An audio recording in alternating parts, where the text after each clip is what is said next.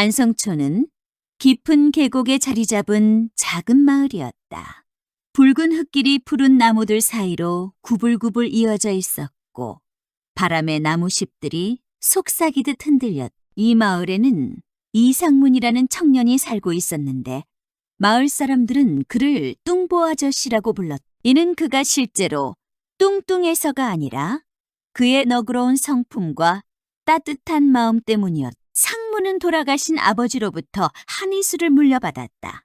그의 작은 한약방에서는 전통 한약재의 은은한 향기가 풍겼다. 매일 이른 아침 사람들은 약초밭에서 인삼과 쑥을 정성스레 돌보는 그의 큰 키의 모습을 볼 수 있었다. 한약을 다루는 솜씨뿐만 아니라 상무는 비범한 체력으로도 유명했다. 그는 무거운 쌀가마니를 혼자서도 거뜬히 들어올릴 수 있었고 새벽부터 늦은 밤까지 쉬지 않고 일할 수 있었다. 거친 무명옷 아래로 드러나는 그의 탄탄한 몸매는 마을의 여인들의 시선을 사로잡았다. 늦가을의 어느 날 오후 낡은 한약방의 지붕 위로 석양이 비칠 때 안성촌에서 가장 아름다운 과부인 김말년이 찾아왔다. 그녀는 아이 둘을 낳고도 여전히 아름다운 몸매를 자랑하는 비단 한복을 입고 있었다.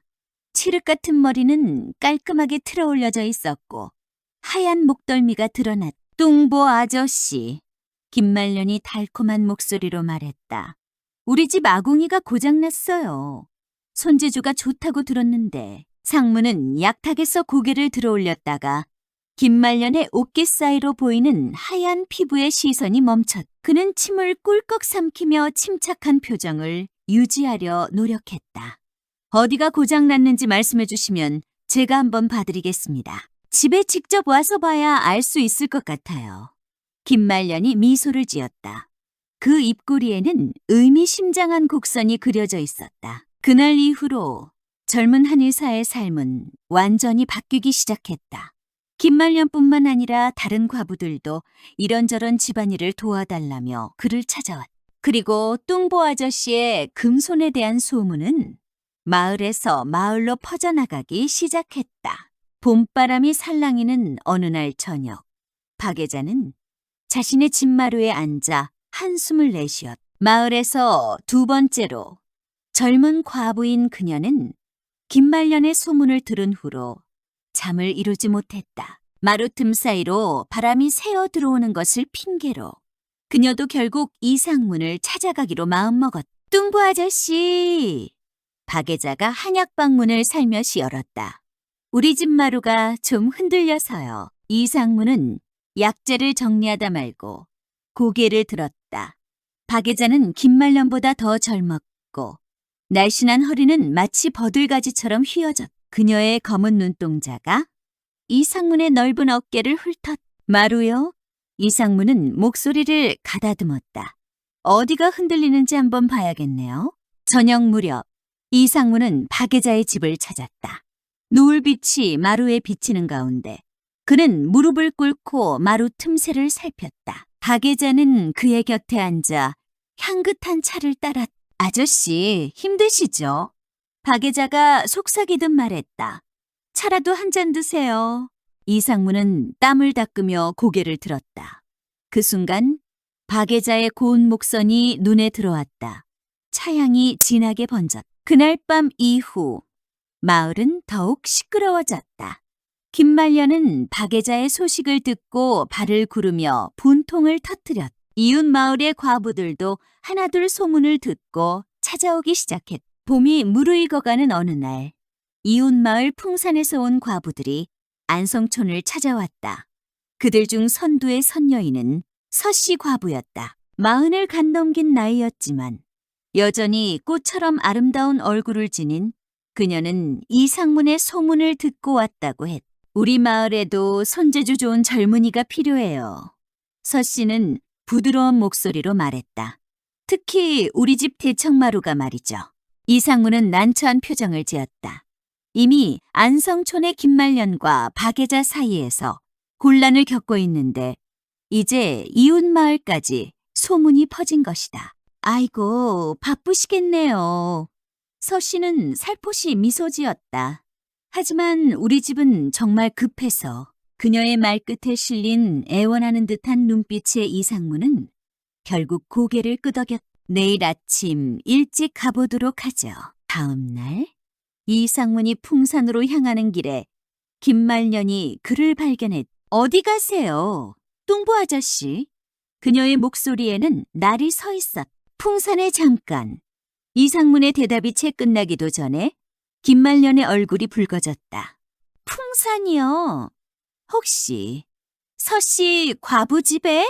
이상문은 침묵으로 답했다. 그의 침묵이 곧 긍정의 의미임을 알았는지 김말년의 눈에서 질투의 불꽃이 일었다. 당신은 우리 마을 사람이에요. 다른 마을에까지 가서 일할 필요가 없잖아요. 그때 멀리서 박예자의 모습이 보였다. 그녀 역시 이상문을 발견하고는 빠른 걸음으로 다가왔다. 아니, 이렇게 이른 아침부터. 박예자는 말끝을 흐렸다. 어디 가시나요? 이상문은 한숨을 내쉬었다. 이제 그의 앞에는 새 마을의 과부들이 기다리고 있었다. 그의 강인한 체력도 이제는 한계에 다다르고 있었다. 서씨의 집에 도착했을 때는 이미 늦은 오전이었다. 그녀는 준비해둔 차와 다가로 이상문을 맞이했다. 피곤하시죠? 잠시 쉬다 가세요. 그날 밤 안성촌에서는 큰 싸움이 벌어졌다.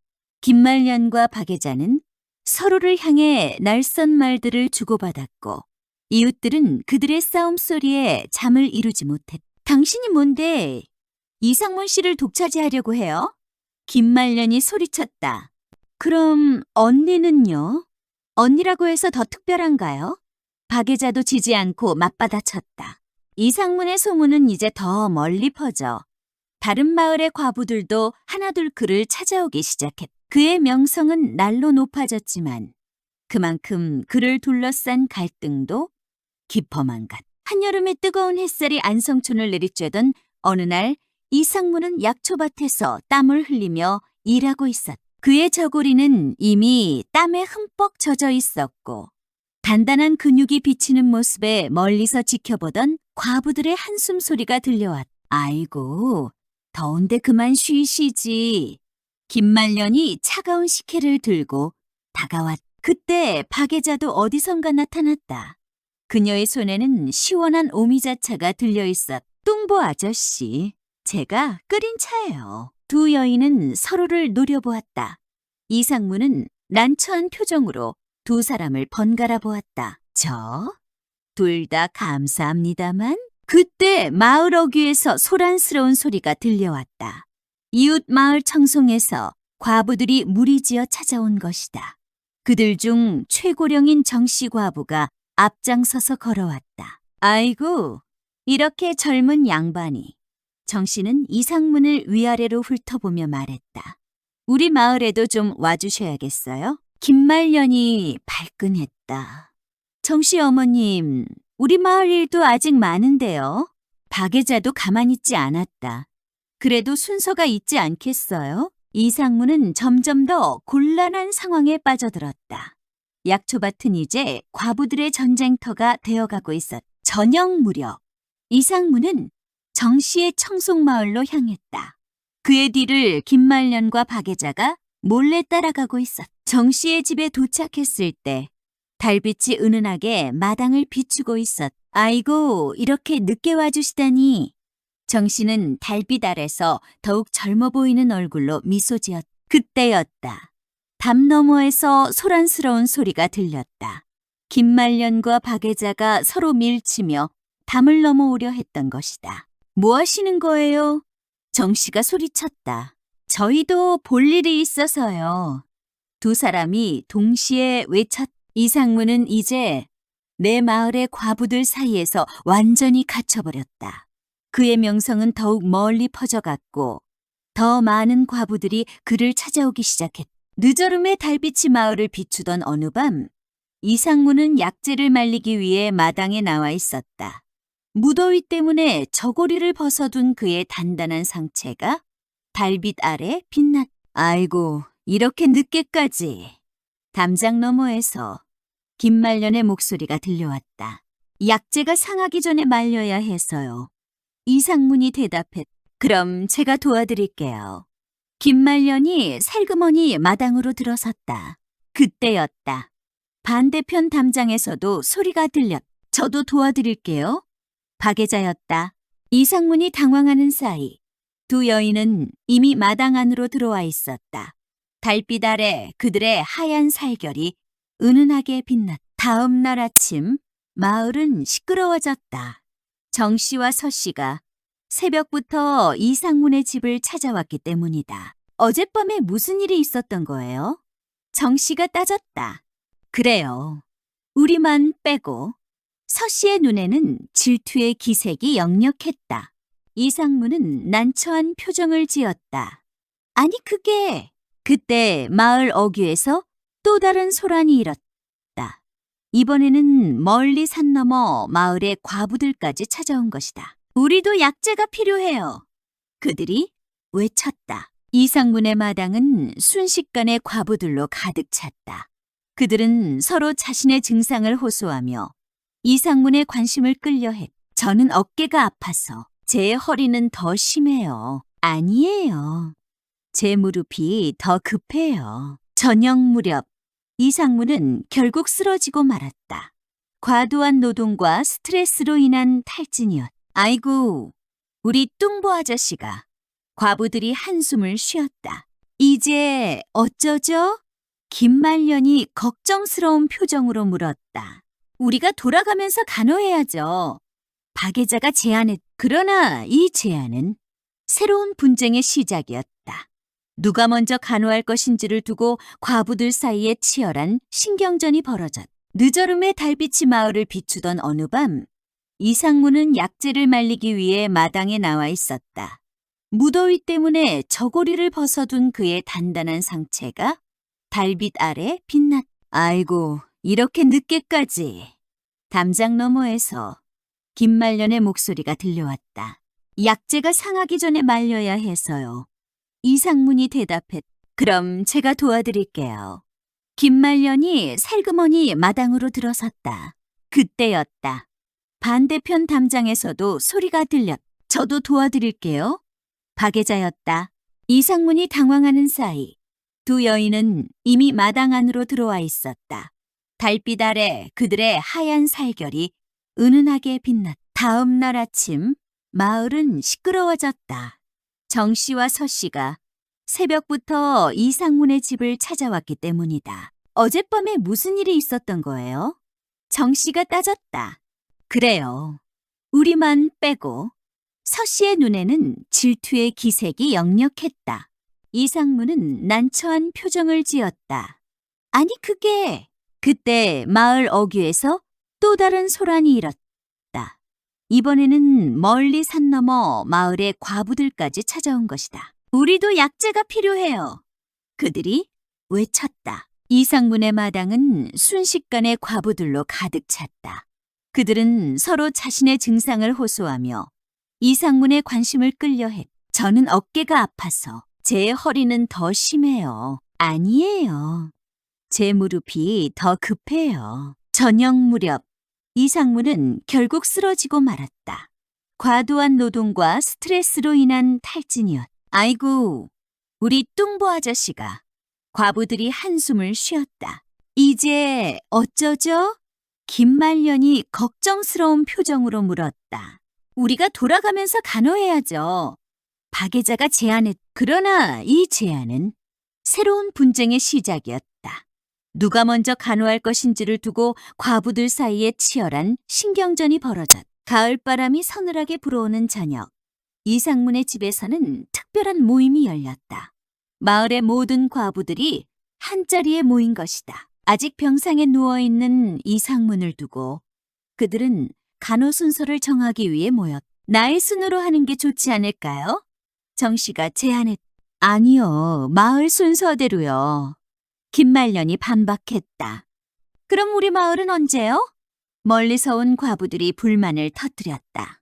그때 이상문이 힘없는 목소리로 입을 열었다.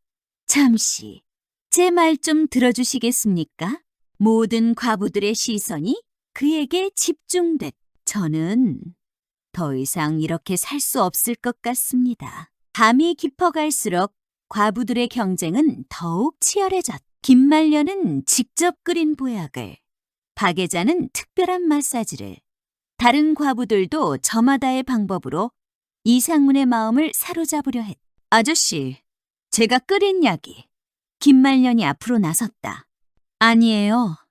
제 마사지가 더. 박애자가 가로막았다. 이상문은 한숨을 내쉬었다. 그의 건강은 나아지고 있었지만 마음은 더욱 복잡해져만 갔다. 그날 밤 달빛이 창문을 통해 스며들 때 이상문은 중대한 결심을 했다. 더 이상 이렇게 살 수는 없었다. 그는 모든 과부들을 공평하게 대하면서도 자신의 삶을 지켜야 했다. 다음 날 아침 이상문은 모든 과부들을 다시 불러 모았다. 그의 얼굴에는 단호한 결심이 서려 있었다. 여러분, 저는 결정을 내렸습니다. 초가을의 상쾌한 아침, 이상문의 집마당에는 모든 과부들이 모여 있었다.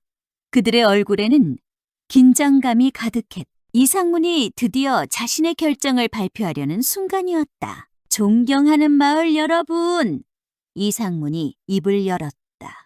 오랜 고민 끝에 저는 결심을 했습니다. 모든 과부들이 숨을 죽이고 그의 말을 기다렸다. 저는 스님이 되기로 했습니다. 순간 마당이 침묵에 빠졌다가 곧 아우성으로 가득 찼. 뭐라고요? 스님이라니. 어떻게 이럴 수가? 이상문은 차분히 설명을 이어갔다. 제가 여러분 모두를 평등하게 대하는 방법은 이것뿐이더군요. 이제 저는 모든 분들의 영적인 조언자가 되어 마음의 평안을 찾도록 도와드리겠습니다. 한 달 후, 이상문은 절의 스님이 되어 있었다. 흥미롭게도 그의 한약방은 절 안에 자리 잡았고 이제 그는 더욱 많은 사람들을 도울 수 있게 되었다. 과부들은 처음에는 충격을 받았지만 점차 이상문의 결정을 이해하기 시작했다. 그들은 이제 매주 한 번씩 절을 찾아와 약도 받고 참선도 배웠다. 아이고, 스님 되시니까 더 멋있으시네요. 김말년이 한숨을 쉬었. 그러게나 말입니다. 박애자도 동의했. 이상문은 미소를 지으며 말했다. 이제 여러분의 마음도 몸도 모두 치료해 드릴 수 있게 되어 기쁩니다. 세월이 흘러 이상문의 절은 유명한 치유의 공간이 되었다. 과부들은 더 이상 서로 다투지 않고 함께 모여 차를 마시며 이야기꽃을 피웠다. 우리가 참 어리석었죠? 어느 날 김말년이 말했다. 그래요. 이제 보니 스님의 선택이 가장 현명했어요. 박애자가 웃으며 답했다. 정 씨와 서 씨도 그리고 다른 마을의 과부들도 모두 고개를 끄덕였다. 마지막 햇살이 절을 비추는 저녁, 이상문은 약초밭을 바라보며 미소 지었다. 그의 선택은 모두를 위한 최선의 길이었다. 이제 그는 진정한 의미의 뚱보 스님이 되어 모든 이의 육체와 마음을 치유하는 존재가 되었다. 마을 사람들은 이제 이렇게 말한다. 우리 마을에는 특별한 스님이 계시지요. 젊은 시절에는 과부들의 마음을 설레게 했지만 지금은 모두의 마음을 치유하는 분이시죠. 그리고 이 이야기는 오랫동안 마을의 전설이 되어 전해져 내려왔다고 한다.